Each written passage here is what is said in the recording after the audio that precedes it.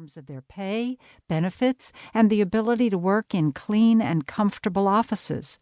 They are generally treated with respect, with their contributions and ideas recognized. These would seem to be good jobs in many ways. University of North Carolina sociologist Arnie Kalleberg suggests we assess job quality by considering earnings, benefits, job security, and opportunities for advancement, as well as how much autonomy or control employees have, how meaningful and interesting the tasks are, and how hours and schedules fit with the rest of life. But these professionals and managers find that what had been good jobs have morphed into something more intense and less secure. New communication technologies foster an always-on, always-working culture. Managers and coworkers know they can contact employees anytime, anywhere, and they often do reach out before and after official workdays. Moreover, globalization, automation, and artificial intelligence make it clear to even the most educated, experienced, and skilled workers in a variety of occupations and industries that their jobs are changing radically and may even disappear. Earnings and benefits are still relatively generous, but there is an increasing price to pay.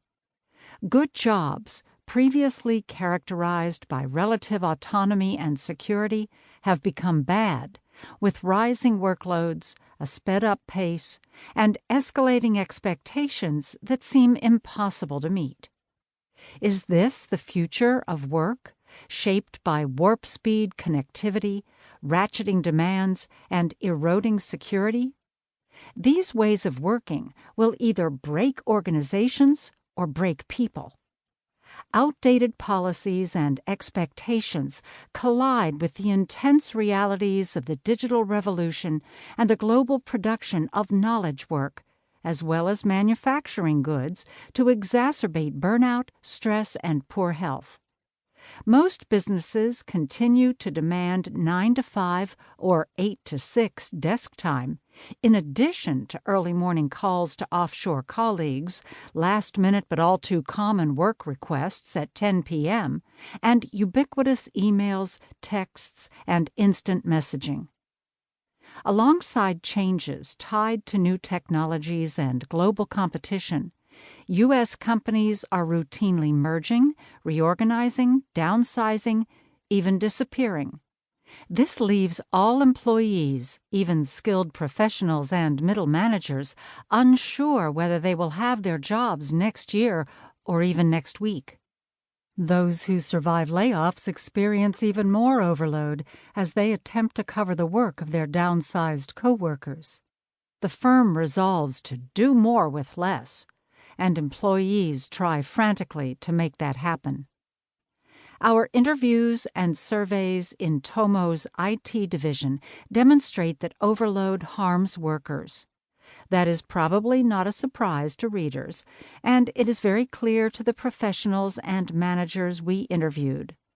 Kunwar, a manager who supervises almost 30 employees and is also a wife and mother, explains that her 10 p.m. meetings mean her entire evening is actually ruined because she is on edge and busy preparing for the call. Similarly, taking a status call meeting at 5:30 or 6:30 in the morning on Saturday or Sunday, as she does regularly, affects the whole weekend day. You're not able to relax a lot, so it's definitely taking its toll on people's health and stress levels, and maybe blood pressure without us knowing it. Sleep, not being able to sleep, or not taking the time even to go and exercise. I'm definitely constantly thinking about work. But we also see that overload creates problems for the organization that employs these professionals and managers. Working at breakneck speed means the work product is not as high quality as it could be. The problem is not a lack of talent, but a lack of time. Firms that rely on knowledge workers seek to recruit and retain creative people who can innovate. But creativity and innovative